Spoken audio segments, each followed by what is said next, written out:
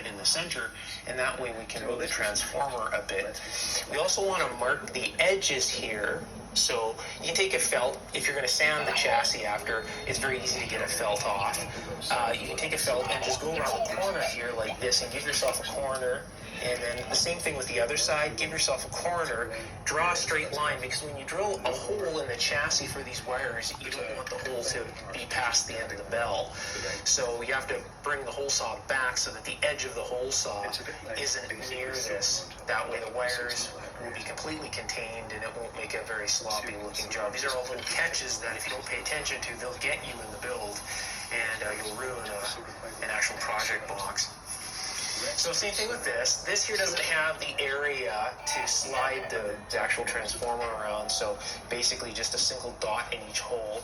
And then again, mark the front side of the actual reactor here, so put a line across this, and then when you drill the hole saw's edge will have to be in here, so that way the wires and the hole doesn't protrude out here. Again, you also have to keep in mind that there is a ledge inside the box that's to about here, because the wall is about that thick, right? So this is away from the corner, and it's not going to hit any of the extrusions, so that should be a nice, clean job doing it just like so. So I'll get this marked, and we'll get those holes drilled. Let's project the switch. So that switch, you'll find that it's got usually about 3 connections, and generally common one would be open. You're basically just going to show everything. So that switch is the switches are notorious for opening. So just focus on something like that. This is a switch, and it works again. The first holes are just pilot holes, so they're much smaller than the actual drilled holes.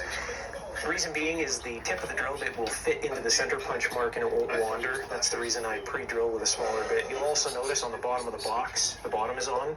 Through the entire drilling process, the bottom of the box is on. That way if I clamp it or anything, the walls aren't weak and I don't risk damaging the actual box. So the first thing I'll do is I will center this like so, having my hand on the drill press here. And just see if I can line it up first, no problems. Turn this on and give it a touch, and it's perfectly aligned. And there's no wandering.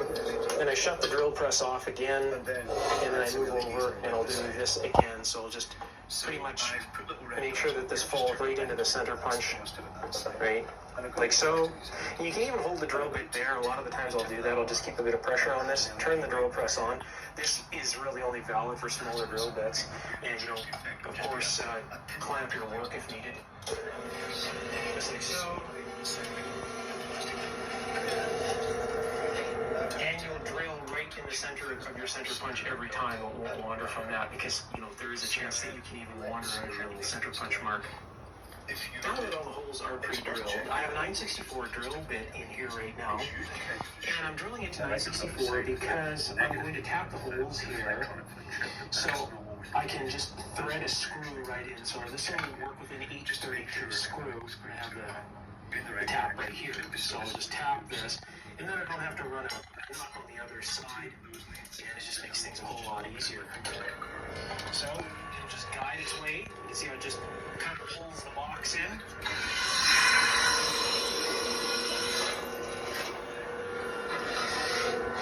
Same with this back here. See how it just centers the box on its own now. It just makes alignment all that much easier. So this